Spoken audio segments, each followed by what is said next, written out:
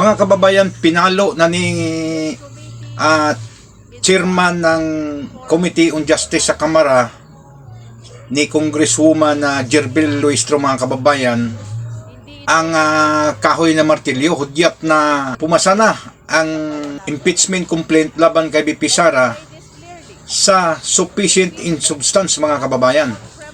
So, natandaan natin na noong March 2, nakalusot na rin sa Justice Committee ang sufficient inform. At ngayon, March 6, yun ang sufficient in substance. So, mayroon ng sustansya or napakitaan na nila ng sapat na basihan ang impeachment complaint. Ang pangatlo at pang-apat na impeachment complaint, mga kababayan, gawa na yung una at pangalawang impeachment complaint na inihain ng Makabayan, Akbayan at Tindig Pilipinas noong February 2, mga kababayan, ay isinantabi na nila.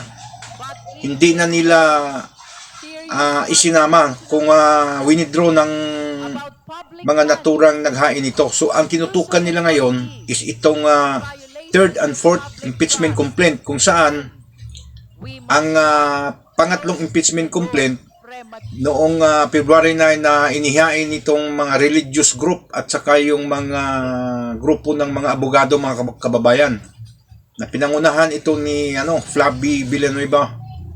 At ang pang-apat, yung inihain ni Attorney Nathaniel Cabrera at iniendorso nito ni Deputy Speaker Paulo Ortiga at ni Congressman Bini Abante, mga kababayan. So yung pangatlo at pang-apat na impeachment complaint, ito yung tinutukan nila ngayon. Sulusot na sa sufficient in form at sufficient in substance. Nakakuha ito ng 54-1 at 0. So natatanging si 4th District Quezon City Representative lang, Bong Suntay, ang hindi pumabor dito. So the rest, ang 54 ay nag-yes. So ano bang mangyari ngayon, mga kababayan?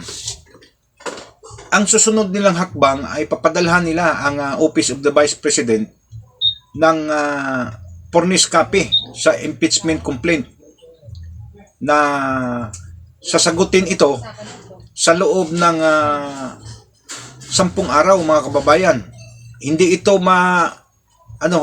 unextended date ito. So within 10 days kailangan sasagot ang Office of the Vice President, particularly si Vice President Sara, mga kababayan. Sasagot siya sa ipinadala na impeachment complaint laban sa kanya, mga kababayan. So ang mangyari dito ngayon, ang dalawang parte, ang accused at ang complainant, mga kababayan, ay magkakaroon ito ng counter submission of evidence, affidavits, mga documents. Mag-counter submission, submit ang respondent, accused, submit din yung complainant. So magkaroon sila ng determination of grounds, mga kababayan. So mag-deliberate sila doon, mag-determine sila, mag-examine ng mga witnesses, evidence. Magkakaroon ito ng public hearing. So malamang sa malamang malalive ito, mga kababayan. Presentation of evidence, witnesses, lahat ng mga documents, live ito. Magandang panoorin ito, presentation of witnesses. So ngayon, kung mapakitaan na ng ground, mga kababayan, na may probable cause dito sa part ng prosecution, mga kababayan, that's the time na ipasa na nila sa plenary. So mayroon silang 60 session days na buuhin itong determination of grounds and public hearing. So mag-debate na yan ang mga both legal counsel nila. kung mapakitaan ang probable cause, so that's the time na pagbubutuhan na yan sa plenary mga kababayan. So itong lahat mga kababayan, hindi pa ito, malayo pa ito sa katotohanan. Mahaba-habang ano pa ito, 60 session days pa to ang bubunuin nila dito. Kasi siyempre, ang legal counsel ng defense, magpakita din ng mga ebidensya yun na hindi sapat ang mga ipinakitang impeachment na complaint laban sa kliyente nila na ipatunayan nila na hindi sapat. So ngayon, matagal pa to ha. Lahat na effort dito sa Kamara mga kababayan, mawalang saysay ito. Kahit pa'y makalusot ito sa plenary, kailangan ng 1/3 votes sa total number of sitting congressmen, which is 317. So kailangan nila ng 106 yes votes para maipasa ito sa Senado mga kababayan. So ito ang napaka-critical na kalagayan dito sa impeachment case ni BP Sara mga kababayan, para hindi makaakyat sa Senado. 106 votes ang kailangan nila. Last year, nung unang impeachment complaint dito, nakakuha sila ng 215 votes. Sapat na iakyat ang impeachment complaint sa Senado. Ngayon, 106 votes ang kailangan. So, dati 215 ang nakuha nila, mga kababayan. Tingnan natin ngayon. Kung mangyari man na hindi sila makakuha ng sapat na boto para maiakyat itong impeachment complaint ni Vice President Sara sa Senado, sayang lang ang kanilang effort ngayon. So,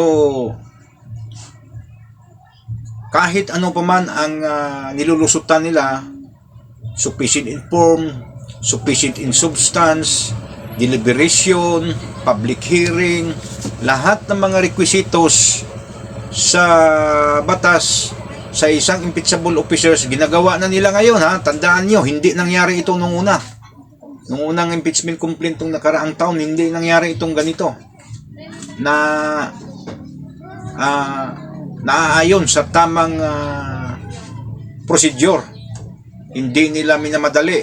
Although mayroon mang mga umiksi ang kanilang timeline dito sa bawat proseso, pero at least sinunod nila ang proseso mga kababayan. So ngayon, nandyan na ngayon ang status ngayon, nasa notice to answer na. Nasasabi ko na, padalhan na ng notice ang Office of the Vice President, sasagot na sila, mayroon na silang deliberation, presentation of evidence, presentation of witnesses.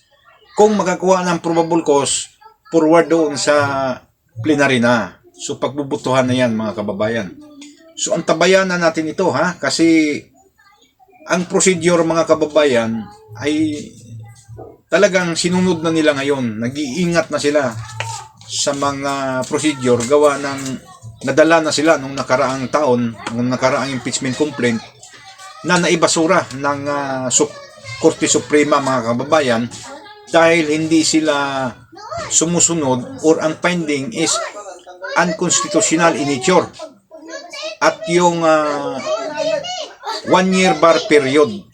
So ito mga kababayan, tingnan na natin ha. So 54-1-0 natatanging si Congressman Bong Suntay lang ng 4th District of Quezon City ang bumuto na hindi sang-ayon sa sufficient in substance. So manatili tayong magmatyag, manatili tayong makikialam at makikibaka sa mga nangyari ngayon sa ating bansa. Panalangin din natin ang ating bayan para sa kapayapaan, katahimikan at kaunlaran. Mabuhay tayong lahat, mabuhay ang Pilipinas.